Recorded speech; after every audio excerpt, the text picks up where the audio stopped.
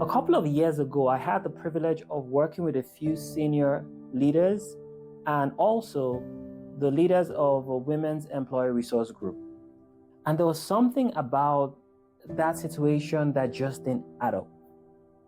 There was one leader that was widely admired. He showed up for conferences, sponsored conferences, spoke to the women all the time, and said all the right things. The second leader, not so much. He came from an era that defined competence very narrowly, and it was overwhelmingly male. He would say things like, "I won't hire a woman unless she was as competent as the men." But here's something that gave me pause. By the numbers, the second leader, who wasn't much admired, was the real ally.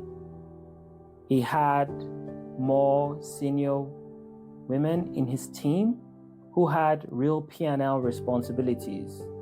The other leader who was much admired, he had women.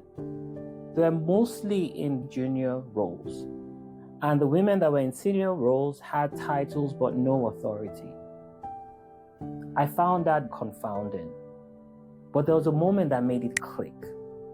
One time, I was in the office with the admired leader, and we're off to a female conference. And he said, let's go excite the crowd. And it clicked for me. He saw his role as performative, and he was rewarded for it. But the other leader, who wasn't much liked, for all his flaws, was quite consistent in his decision-making process. And that is coachable. Let me give you an example. He once said, "A woman who can drink beer with the boys will not survive the field." And then I probed a little harder. I found out that what he meant by survive was build a relationship on the field. So I asked him this question: does drinking guarantee a good relationship on the field? And he said no. I said, if a man does not drink, does it guarantee he'll be excluded on the field? And he said no. I said, if a woman does drink, does it guarantee she'll be included on the field? And he said no. Right there and there, we had the opportunity of opening up that aperture and showing him that what he should be talking about is competencies, not beer. And that is an opportunity to coach. But here's the bigger problem.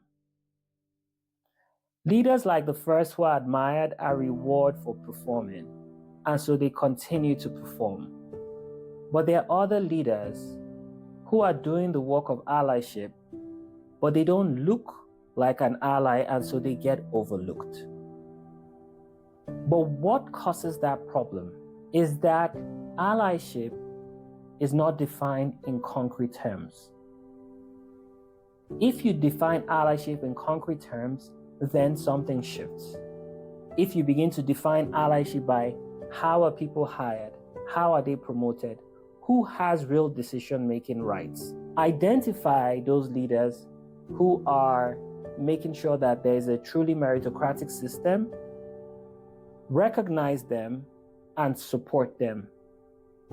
Because at the end of the day, what you reward will get repeated. And that also applies to allyship. So define allyship in concrete terms, and let's ensure that we're rewarding and recognizing those who are doing the work and not just those who are performing.